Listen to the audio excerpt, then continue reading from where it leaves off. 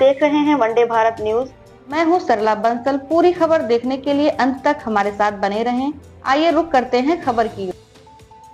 अंडा उधार मांगने पर हुई मारपीट, युवक को आई काफी चोटें। खबर है जनपद सुल्तानपुर तहसील कादीपुर थाना करदीकला ग्राम सभा फेहरेरी, जहां पर दलित परिवार पर टूटा दबंग यादवों का कहर। बकाया पैसा मांगने व उधार अंडा न देने पर हाकी, डंडे व फरसे से हमला, बुजुर्ग, महिला और बच्चों को किया आगमरा। उधार अंडा देने से मना करने पर हुई मारपीट।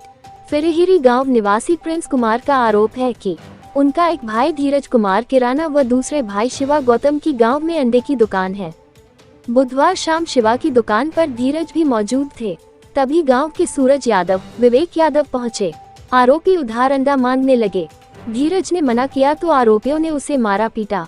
धीरज को बचाने में शिवा को भी आरोपियों ने मारा पीटा। करौंदी कला थाने के प्रभारी निरीक्षक चंद्रभान वर्मा ने बताया कि बुधवार को आरोपियों के खिलाफ केस दर्ज कर लिया गया है और करदीकला थाने में जांच चल रही है। और बीजेपी के विधायक राजेश गौतम पीड़ित परिजनों से मिलकर साहस दिया, कोई आरोपी नहीं बचेंगे, सजा उनको जरूर दिलवाएंगे। आए चलते हैं खबर की ओर, क्या कुछ कही विधायक जी ने। पूरा वीडियो देखें, चैनल को लाइक, शेयर और सब्सक्राइब जरूर करें।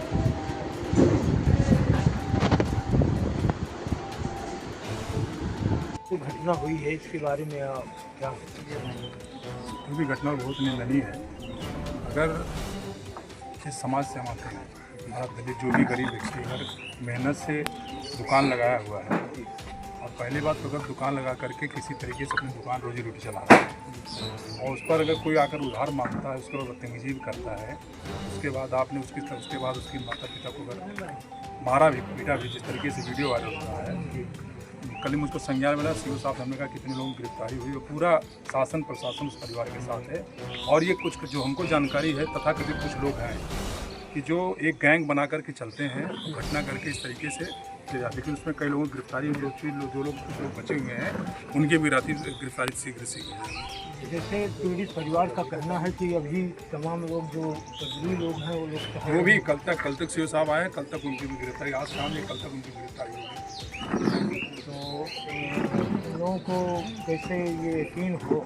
लेकिन मैं यकीन होगा, क्योंकि जो भी है हमारे मुख्यमंत्री यशस्वी योगी आदित्यनाथ जी के जितना कहते हैं कि जीरो टॉलरेंस, अगर हम कानून के तहत काम करते हैं, कानून का पालन करते हैं, अगर कानून को कोई भी उल्लंघन करेगा तो निश्चित तौर पर जो भी कानून के पकड़ के जो भी धारा है उनकी धारा के तहत अंदर करने का काम किया जाएगा। विधायक जी, यहाँ के लोगों का एक आरोप है कि ये कई बार इस तरीके से हो चुका है, जात को लेकर के कई बार इस तरीके से ये समाज के लोग पीड़ित हुए हैं उनके द्वारा, क्या कहेंगे इस पर? देखिए, पिछली जो भी चीज़ें रही हमारी, जैसे आदरणीय योगी जी की दूसरी बार की सरकारी बनी हुई, हम लोग का यही सिर्फ कहना है कि जो बाबा साहब का मिशन था शिक्षित हो, मैं अपने लोगों से यही कहता हूँ, जिस दिन आप शिक्षित हो जाओ, सरकार की इतनी व्यवस्थाएं दी जा रही हैं, लेकिन उसके बाद जो तथाकथित लोग जो जातिवाद की राजनीति करते हैं, आपस में लड़ाने का काम करते हैं, जब हम भाईचारा नहीं रहेगा, और मैं तो बड़े गर्व के साथ कह सकता हूँ, इन 8 सालों में तो दूसरी बार का मेरा कार्यकाल, मैंने पूरी तरीके से कोशिश की कि जो भी अगर मेरे पास कोई आया है तो हमने ना कभी जात पूछी, ना हमारी सरकार ने कभी जातवाद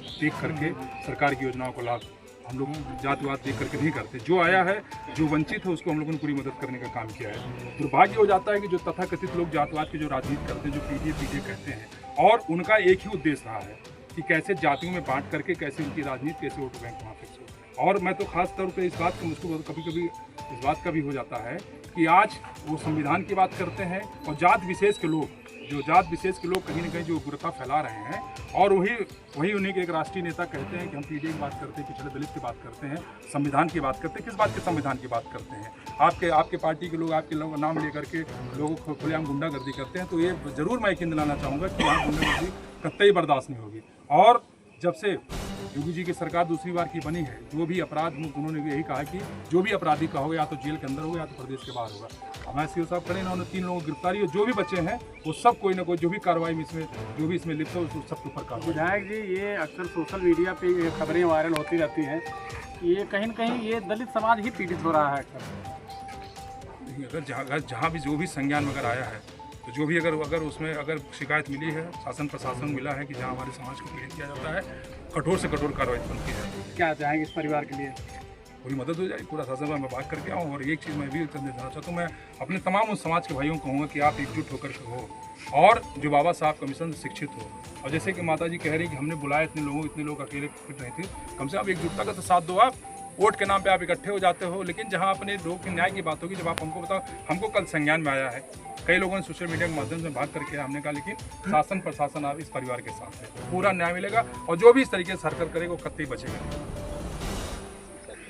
सर अब हो गया, विधायक जी का बात हो गया, विधायक जी से बात। सर एक सवाल है आपसे। सर एक सवाल सर, अब एक ही वायु शेष जो बचे हुए हैं, जो खुलेआम घूम रहे हैं लोग, पूरा समुदाय जो डरा सहमा हुआ है, आखिर उनकी कब तक गिरफ्तारी होगी? जल्दी गिरफ्तारी।